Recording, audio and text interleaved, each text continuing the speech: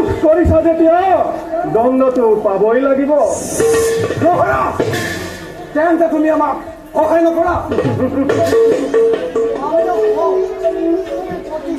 আমাৰ সহায় হ'ব দেৱতাৰ উপহাৰ সাধন কৰি দিব লাগে দেৱতাৰ উচিত পৰিচয়। তুমি সহায় কৰিব নালাগে, কিন্তু জননী সন্মানটো ৰক্ষাটো কৰিবই লাগিব।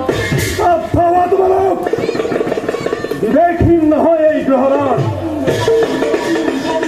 মই ভালদৰে জানো ৰাজধৰ্ম ৰাজনীতি আৰু ভালদৰে জানো কিদৰে ৰাখিব লাগে এই জননীৰ সন্মান।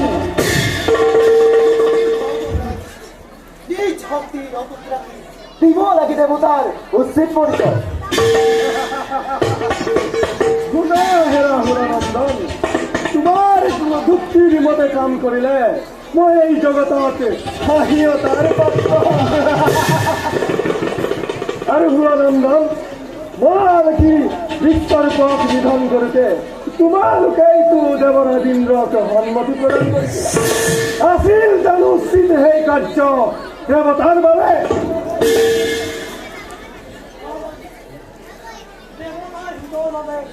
যিকোনো কাৰ্য সংগ্ৰহ কৰোঁতে বিনা প্ৰতিবাদে নিষ্কৰ্তব্য অগ্ৰহণ কৰে। মোক ত্যাগ কৰি সন্মান ৰক্ষা কৰাটো সকলোৱে কৰিব।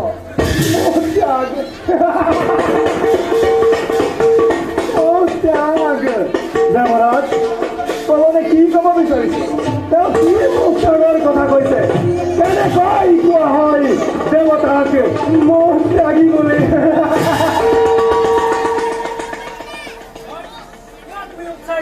একেই কথাকে নিজকে নিজ বুলি কিয় দিছা তুমি পৰিচয়? দেৱতাৰ মায়ামোহ ত্যাগ কৰা জিতেন্দ্ৰ বুলি সকলোৱে জানে। ইতিহাসৰ স্পষ্টভাৱে দেৱতাকে মোহহীন জিতেন্দ্ৰ বুলি নগৰণে প্ৰকাশ।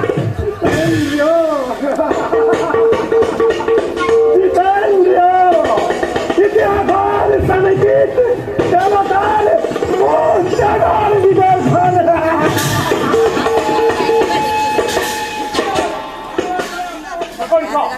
অত হাস্য তোমাৰ কথাত নহয় বিশ্বকৰ্মা।